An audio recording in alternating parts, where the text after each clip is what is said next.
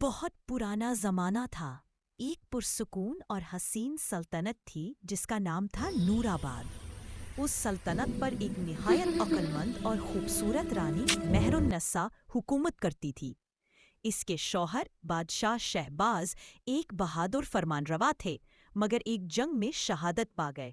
تب سے رانی مہر النساء نے اکیلے ہی سلطنت کا بار اٹھایا اور اپنے 7 شہزادوں کو نہایت محبت اور تربیت کے ساتھ پالا۔ شہزادوں کا تعارف: 1 شہزادہ عارض، سب سے بڑا، دانا اور انصاف پسند۔ 2 شہزادہ ریان، تلوار کا ماہر اور بہادر۔ 3 شہزادہ ضمیر، علم و دانش کا عاشق۔ 4 شہزادہ سمیر، حسین، نرم دل اور سازوں کا دیوانہ۔ 5 شہزادہ فہد، جنگلوں اور شکار کا شوقین۔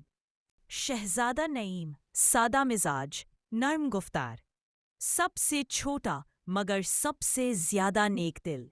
رانی مہر النساء اکثر کہتی تھی، میرے بیٹو، سلطنت وہی سنبھال سکتا ہے جس کا دل سب سے پاک ہو۔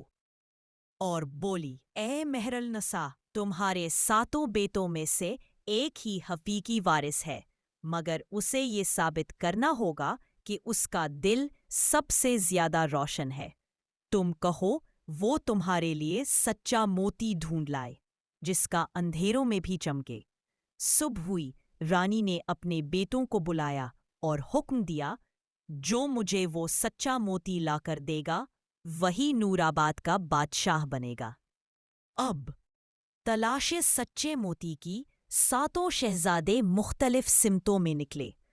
عارث ایک بزرگ درویش کے پاس گیا۔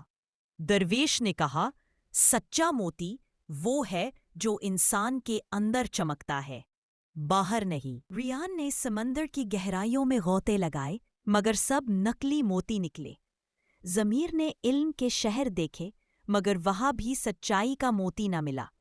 سمیر نے اپنے نغموں سے دل جیتے، مگر اپنا دل خالی پایا۔ فہد نے جنگلوں میں جادوئی موتی تلاش کیا، مگر ایک زخمی ہرنی ملی۔ اس نے ہرنی کا زخم باندھا اور پہلی بار سکون محسوس کیا۔ نعیم نے غریبوں کو کھانا کھلایا، کپڑے بانٹے، مگر موتی کہیں نہ ملا۔ ایان سب سے چھوٹا تھا۔ اس نے کہا، میں وہاں جاؤں گا جہاں آنکھوں میں آنسو ہے، شاید وہاں دلوں کی روشنی چھپی ہو۔ وہ یتیم خانوں میں گیا، مسکینوں کے زخم دھوئے اور جو کچھ پاس تھا سب بانٹ دیا۔ ایک دن ایک بوڑھی عورت نے اس کے ہاتھ میں ایک مٹیالہ سا پتھر رکھا اور بولی، بیٹا، سچا موتی ہے جو نیکی سے جگمگاتا ہے۔ ایان نے وہ پتھر سینے سے لگا لیا اور محل لوٹ آیا۔ واپسی کا امتحان 7 بھائی رانی کے دربار میں حاضر ہوئے۔ ہر ایک کے ہاتھ میں ایک چمکتا خزانہ تھا اور ایان کے پاس ایک چھوٹا سا مٹیالہ پتھر۔ سب نے ہنس کر کہا، یہ بادشاہی کے قابل موتی لایا ہے۔ رانی مہر النساء نے کہا، فیصلہ رات کے اندھیرے میں ہوگا، جس کا موتی اندھیرے میں چمکے گا وہی میرا وارث ہوگا۔ رات چھا گئی، سب موتی بجھ گئے، مگر ایان کا پتھر ایسا دمکنے لگا کہ پورا محل نور میں نہا گیا۔ اختتام: رانی مہر النساء کی آنکھوں سے خوشی کے آنسو بہنے لگے۔ اس نے ایان کے سر۔